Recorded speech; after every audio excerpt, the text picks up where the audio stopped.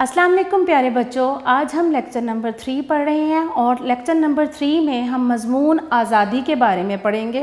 तमाम बच्चे सफ़ा नंबर 35 निकालें अपनी कवायद व इंशा बुक से। हम पढ़ते हैं सफ़ा नंबर 35।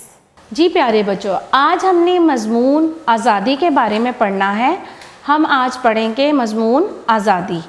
जी प्यारे बच्चों, सबसे पहले हम मज़मून पढ़ेंगे और उसके बाद जो इसके मुश्किल अल्फाज हैं उसकी इमला भी करेंगे और इमला करने के बाद दोबारा इस मज़मून को पढ़ेंगे।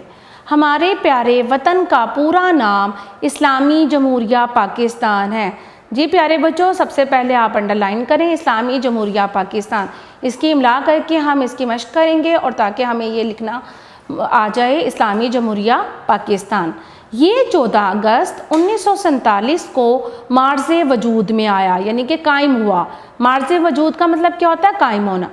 पाकिस्तान कब बना? पाकिस्तान 14 अगस्त 1947 को मार्ज़े वजूद में आया। इसलिए 14 अगस्त को हम जश्न आज़ादी मनाते हैं। जी प्यारे बच्चों, आप सबको पता होगा कि जश्न आज़ादी हम क्यों मनाते हैं। जिस दिन हमें पाकिस्तान मिला, इसकी खुशी के लिए, इसको सेलिब्रेट करने के लिए हम जश्न आज़ादी मनाते हैं। हम 14 अगस्त को हम जश्न आज़ादी मनाते हैं। आपने जश्न आज़ादी को भी अंडरलाइन कर लेना है। पाकिस्तान हासिल करने के लिए हमारे बड़ों ने बहुत कुर्बानियाँ दी। कुर्बानियाँ को आपने अंडरलाइन करना है, बड़ों को अंडरलाइन करना है, हासिल को अंडरलाइन करना है। जी बेटा, पाकिस्तान हासिल करने के लिए हमारे बड़ों ने बहुत कुर्बानियाँ दी। पाकिस्तान का ख्वाब इल्लामा इकबाल रहमतुल्लाह अलैह ने देखा था।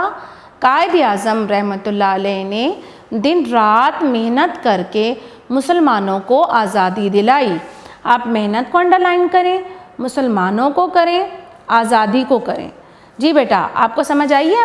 पाकिस्तान का ख्वाब इल्लामा इकबाल ने देखा था। आप लोगों को पता होगा कि पाकिस्तान का ख्वाब किसने देखा था। पाकिस्तान का ख्वाब इल्लामा इकबाल हमारे कौमी शायर ने देखा था। और उसके बाद कायद आज़म रहमतुल्लाह अलैह ने दिन रात मेहनत की थी पाकिस्तान को बनाने के लिए और फिर हमें आज़ादी नसीब हुई थी और उन्होंने हमें आज़ादी दिलाई।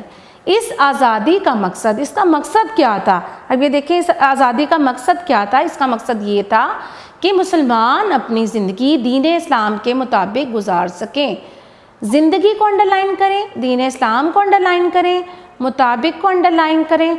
हमारी आज़ादी हासिल करने का मकसद क्या था? हमारी आज़ादी हासिल करने का मकसद ये था कि हम अपनी ज़िंदगी को इस्लाम के मुताबिक गुजार सकें, दीन इस्लाम के मुताबिक गुजार सकें। आज़ादी एक अजीम नेमत है, लेकिन इसका तहफ़्फ़ुज़ इससे कहीं ज़्यादा अहम तर है। इसका तहफ़्फ़ुज़ का अंडरलाइन करें, कहीं ज़्यादा अहम तर है। हमें आज़ादी एक बहुत बड़ी हमारे लिए नेमत है। हमें क्या करना चाहिए? इसकी हिफाजत करनी चाहिए और इसके बाद हमें अपने मुल्क की हिफाजत करनी चाहिए। हम इसका मकसद आज़ादी की हिफाजत होना चाहिए।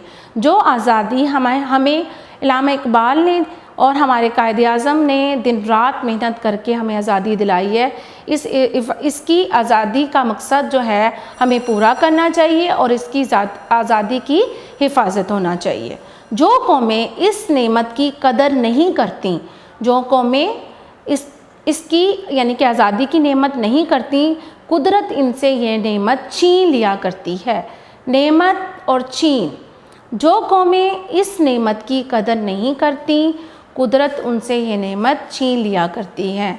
हमें आज़ादी की कदर करनी चाहिए। हमें क्या करना चाहिए? हमें आज़ादी की कदर करनी चाहिए। जी बेटा, प्यारे बच्चों, आज हमने मज़मून आज़ादी के बारे में पढ़ा। आज़ादी हर मुसलमान को, हर शख्स को आज़ादी की नेमत बहुत अच्छी लगती है। हमारे कायद आज़म ने दिन रात मेहनत करके हमें पाकिस्तान को मार्ज़े वजूद में लेकर आए और मार्ज़े वजूद में आया पाकिस्तान। उसके बाद हमें आज़ादी मिली, हमारा नया मकसद पैदा हुआ, हमें ज़िंदगी का एक नया मकसद मिला। तो ये सब चीज़ें हमें आज़ादी से हासिल हुई। उम्मीद है कि ये आपको बहुत अच्छे से मज़मून आएगा और इसके बाद आपने क्या करना है, इन तमाम अल्फाज को अपनी इमला में इस्तेमाल करते हुए इनकी मशक करनी है। उसके बाद इनको अपने मज़मून में याद करना है। शुक्रिया।